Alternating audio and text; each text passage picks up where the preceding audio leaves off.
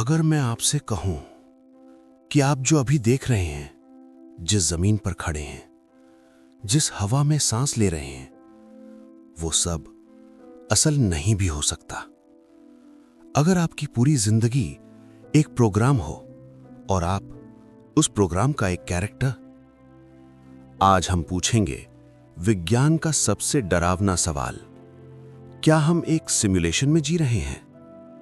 ये ब्रह्मांड सिर्फ तारों से नहीं बना, ये सवालों से बना है। आप देख रहे हैं mystery of space. Simulation theory ये कहती है कि जिस रियलिटी को हम असल दुनिया कहते हैं, वो असल में एक एडवांस्ड कंप्यूटर सिमुलेशन हो सकती है। जैसे आज हम वीडियो गेम्स बनाते हैं, वर्चुअल वर्ल्ड्स क्रिएट करते हैं, एनपीसीज को प्रोग्राम करते हैं, वैसे ही कोई हमसे लाखों साल आगे की सिविलाइजेशन पूरे ब्रह्मांड को सिमुलेट कर सकती है। और सबसे डरावनी बात, हमें इसका जरा भी एहसास ना हो। निक बॉस्ट्रम का खतरनाक लॉजिक। ऑक्सफोर्ड यूनिवर्सिटी के फिलोसोफर निक बॉस्ट्रम ने 2003 में एक थ्योरी दी जिसने पूरी दुनिया को हिला दिया। उनका कहना था, अगर कोई सिविलाइजेशन खुद को नष्ट नहीं करती, टेक्नोलॉजी में एडवांस हो जाती है और पास्ट सिमुलेशंस बनाना चाहती है, तो वो अरबों सिमुलेटेड वर्ल्ड्स बना सकती है। अब सोचिए, अगर एक रियल वर्ल्ड है और एक अरब सिमुलेशंस, तो हम किस में होने की ज्यादा प्रोबेबिलिटी रखते हैं? एलॉन मस्क क्या कहते हैं? एलॉन मस्क ने कहा, the odds that we are in base reality are 1 in billions। यानी हमारे असली रियलिटी में होने की संभावना लगभग ना के बराबर है। क्यों? क्योंकि टेक्नोलॉजी एक्सपोनेंशियल स्पीड से बढ़ती है और सिमुलेशन बनाना हर साल आसान होता जा रहा है। रियलिटी के ग्लिचेस। क्या आपने कभी डेजा वू महसूस किया है? वो अजीब सा एहसास कि ये पल पहले भी जी चुके हैं। या मंडेला इफेक्ट, जहां लाखों लोग एक ही गलत चीज को सही मानते हैं। अगर रियलिटी परफेक्ट है तो मेमोरी एरर्स क्यों? फिजिक्स का डिजिटल नेचर। फिजिक्स बताती है कि रियलिटी कंटिन्यूअस नहीं है। सबसे छोटी दूरी प्लैंक लेंथ, सबसे छोटा समय प्लैंक टाइम। जैसे कोई गेम पिक्सेल्स और फ्रेम्स में चलता है, वैसे ही रियलिटी भी डिस्क्रीट यूनिट्स में बनी है। और स्पीड ऑफ लाइट, एक मैक्सिमम स्पीड लिमिट, जैसे किसी सिमुलेशन का मैक्सिमम प्रोसेसिंग रेट। एलियंस कहां हैं? अगर ब्रह्मांड इतना विशाल है तो एलियंस क्यों नहीं दिखते? शायद इसलिए क्योंकि ये सिमुलेशन हमारे लिए ऑप्टिमाइज्ड है, या एलियंस को लोड ही नहीं किया गया। कॉन्शियसनेस सबसे बड़ा सवाल। अगर हम सिमुलेशन में हैं तो हमारी चेतना कहां से आती है? क्या कॉन्शियसनेस प्रोग्राम्ड है, या क्या हम किसी हायर रियलिटी से यहां कनेक्ट किए गए हैं? अगर ये सब सच है तो सवाल ये नहीं कि हम सिमुलेशन में हैं या नहीं, सवाल ये है क्यों है। अगर ये दुनिया एक सिमुलेशन है तो किसी ने इसे बनाया होगा, और जो बनाता है वो देखता भी है। क्रिएटर कौन हो सकता है? हम अक्सर सोचते हैं क्रिएटर मतलब भगवान, लेकिन सिमुलेशन थ्योरी एक अलग तस्वीर दिखाती है। क्रिएटर हो सकता है भविष्य का इंसान, कोई एलियन सिविलाइजेशन, या फिर हम खुद। Future humans theory. सोचिए, आज से 10,000 साल बाद इंसान इतना एडवांस हो चुका है कि पूरे इतिहास को सिमुलेट कर सकता है। हर युद्ध, हर प्रेम कहानी, हर मौत, और आप बस एक डेटा पॉइंट। शायद ये सिमुलेशन एक एक्सपेरिमेंट है, ये देखने के लिए इंसान गलतियों से सीखता है या नहीं। Alien civilization theory. अब एक और संभावना, एलियंस। हो सकता है हम उनके लिए एक जू हों, या एक रियलिटी शो। हमारी पृथ्वी इस विशाल ब्रह्मांड में बहुत ज्यादा साइलेंट है, जैसे कोई स्टेज जहां स्पॉटलाइट सिर्फ हम पर है। सिमुलेशन का पर्पस क्या है? कोई भी सिमुलेशन बिना मकसद नहीं बनती। तो सवाल है, ये दुनिया क्यों बनाई गई? Purpose 1, historical replay.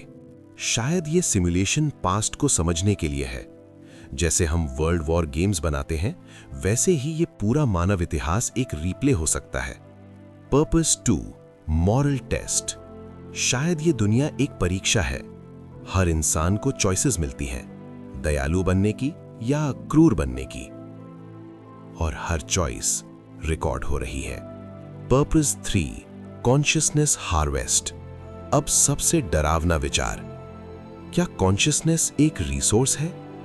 क्या हमारी पीड़ा, हमारा डर, हमारा प्रेम किसी के लिए एनर्जी बनता है? डेथ के बाद क्या होता है? अगर ये सिमुलेशन है तो मौत क्या है? गेम ओवर या log out? Memory reset theory. हो सकता है मरने के बाद आपकी मेमोरीज इरेज हो जाएं और आप किसी और शरीर में फिर से स्पॉन हो। इसीलिए कुछ बच्चों को पिछले जन्म की यादें होती हैं। Simulation resets and time loops. जब चीजें कंट्रोल से बाहर जाती हैं तो प्रोग्रामर रीसेट करता है। क्या कभी ऐसा हुआ है? महामारियां, मास एक्सटिंक्शंस, सिविलाइजेशन कोलैप्स, शायद ये सब रीसेट इवेंट्स हों। Can we escape the simulation? सबसे बड़ा सवाल, क्या हम बाहर निकल सकते हैं?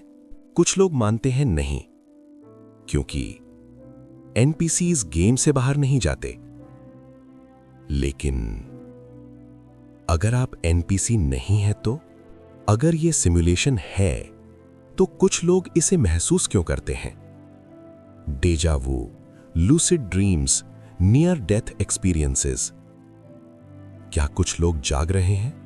अगले हिस्से में हम जानेंगे रियलिटी ग्लिचेस क्या है, chosen one myth, awakening versus madness, और सबसे बड़ा सवाल, अगर आप जाग गए तो क्या आप जी पाएंगे? अगर ये दुनिया एक सिमुलेशन है तो सच जानना आजादी है या सजा? Reality glitches, science in real life. अगर कोई सिमुलेशन है तो वो परफेक्ट नहीं हो सकती, कहीं ना कहीं गड़बड़ होगी। डेजा वू, ये तो पहले हो चुका है। विज्ञान कहता है मेमोरी मिसमैच, लेकिन अगर ये डेटा ओवरलैप हो, मैंडेला इफेक्ट, लाखों लोग एक ही चीज गलत याद करते हैं। क्या ये कलेक्टिव मेमोरी एरर है या टाइमलाइन करेक्शन? ल्यूसिड ड्रीम्स, जब आप सपना देख रहे होते हैं और जानते हैं कि यह सपना है तो आप नियम तोड़ सकते हैं। शायद ल्यूसिड ड्रीमिंग ट्रेनिंग मोड है, NDE। मौत के करीब गए लोग एक जैसी बातें बताते हैं, रोशनी, शरीर से बाहर निकलना, शांति। क्या यह हैलुसिनेशन है या log out screen? Religion versus simulation. धर्म कहते हैं ये संसार माया है, बौद्ध कहते हैं ये भ्रम है, हिंदू दर्शन कहता है ये लीला है। क्या प्राचीन लोग पहले से जानते थे? अवेकनिंग और इंसैनिटी। हर इंसान इस सच को नहीं झेल सकता। अगर आप हर पल सोचें ये सब नकली है तो जीने का मतलब खत्म हो जाता है। इसीलिए शायद सच छुपा हुआ है। If this is a simulation then what matters? अगर ये गेम है तो जीत क्या है? पैसा, नाम, या आपने कैसे खेला? शायद ये सवाल गलत है। क्या ये सिमुलेशन है? सही सवाल है, अगर है तो आप कैसे जिएंगे? अगर कोई ऊपर बैठकर ये सब देख रहा है तो शायद वो ये नहीं देख रहा कि आपने क्या पाया, वो ये देख रहा है कि आपने किसे नहीं तोड़ा। अगर ये दुनिया एक सिमुलेशन है तो इसे बेहतर खेलिए, क्योंकि हर गेम कभी ना कभी एंड होता है। अगर ये वीडियो आपको सोचने पर मजबूर कर गया तो इस चैनल को सब्सक्राइब करिए, क्योंकि अगला सवाल और भी खतरनाक है। रियलिटी वही नहीं होती जो दिखाई देती है।